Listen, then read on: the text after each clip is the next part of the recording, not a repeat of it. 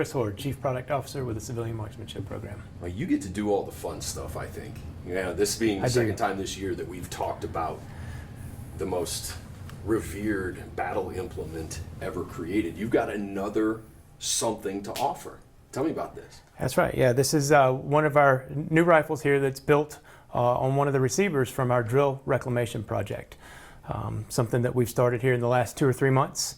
It's been an opportunity for CMP to introduce a pretty significant inventory of tens of thousands of previous drill rifles to the consumer. So these were rendered inoperable typically by superficial welds over the years.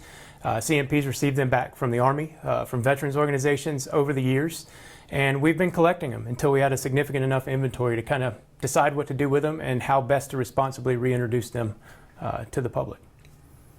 You say superficial welds. I mean, what does it take to render one decommissioned, and then from there, how difficult is it to make it work again? So the vast majority of this inventory simply had the barrels welded to the receiver, typically just at the 6 o'clock location. Normally the penetration was not terribly significant. There are some of them that had some more significant welding at the top of the receiver. So they kind of run the gamut of conditions, but we spent a good bit of time working with our contractor to develop a process to bring them all back to good cosmetic and serviceable condition. That's excellent. Is there a time when you would say, okay, we have enough Garands, or these aren't worth putting time into? We don't need these, but obviously not. I think we're here to preserve any and all that the CMP can get. We've reached a time in our inventory that it was right to undertake this project, but we've always known we were going to do something with them, and that's why we saved them. It took about a year worth of development to really work out the process, so we needed a point in our inventory where we had the bandwidth to really devote to doing it right. The consumer, how are they receiving these? Because I could see how somebody might think, I don't know if I want one that's been welded and then cut again and now works again maybe, or whatever. Yeah, so it's no big secret that there was somewhat of a stigma with the word reclaimed that we knew we were going to have to address. That drove a lot of our process. We spent a lot of time to develop a process that we feel that people are going to have a really hard time picking apart. And it was also very important to us that we got the messaging right. We've spent a good bit of time working with our consumers. One of the most important things that we've tried to relay is that these are previous drill rifles, not what was known as re-welds. You know, there were some receivers that were completely severed, have been reattached over the years. CMP doesn't have any of those in our inventory. That's not what this was.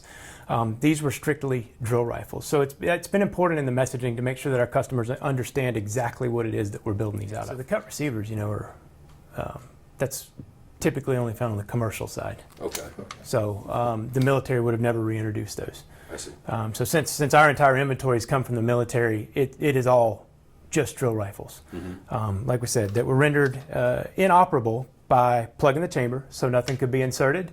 Mm-hmm. And then they attached that plugged barrel to the receiver permanently, generally just with a small tack weld at 6 o'clock. It'd be up here under the stock.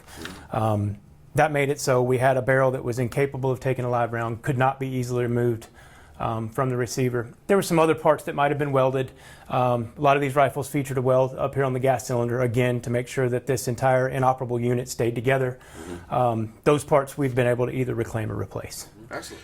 When you look at these in the catalog, are these priced similarly to surplus rifles? How do these land in that catalog? Despite the added effort and expense that we've put into bringing them back, we've kept them priced comparably for now to our other grades. Excellent. And then the furniture, is that original furniture from when the drill rifle was issued, or is that new furniture? This is all new furniture here. Mm-hmm. Some of the grades that feature these receivers will have original wood, original furniture.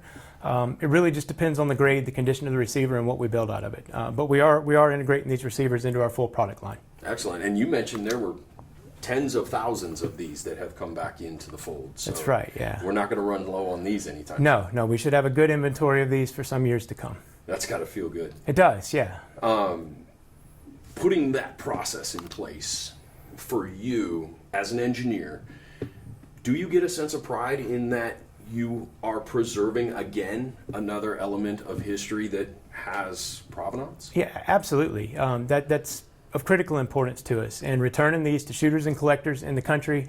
Our process here has just become another part of each receiver's history. So it's a really neat opportunity to kind of stack on that history and to provide our customers with the next chapter. Every one of these, regardless of the extent of welding that was done to make it a drill rifle, whether that was one of the really easy ones with just a 6 o'clock tack or one that had more extensive welding, we've decided with that partner to move forward with dual field magnetic particle testing on every single one of these. So we're conducting a dual field mag particle test on every receiver, whether it was an insignificant 6 o'clock weld or it had more on top of the ring. Every one of these is tested for any indication for a subsurface or surface defect. I feel like that is a big selling point. What else would you say as the engineer to a potential consumer who's considering one of these versus a surplus? So one of the big concerns that lives with the stigma with drill rifles is the fact that weld applied heat and that heat may have impacted the heat treat. We were aware of that. The reality is the degree of welding that was done on most of these doesn't have any structural significance. It's not enough to make a big impact. But we wanted to test that. So in our testing phase, we actually intentionally compromised the heat treat on a number of the sample rifles to the maximum. We took them down below Rockwell on the hardness scale, subjected them to proof loads that we might have thought would have destroyed the receiver. But the reality was the receivers held up. And I think it just speaks volumes to the design of this receiver that even with a completely compromised heat treat, not only did they stand up to multiple proof loads and still continue firing M2 ball, the deformation and headspace was still within serviceable limits at the end of the test. So we really abused them, tried to torture them, and the design of the receiver just holds up.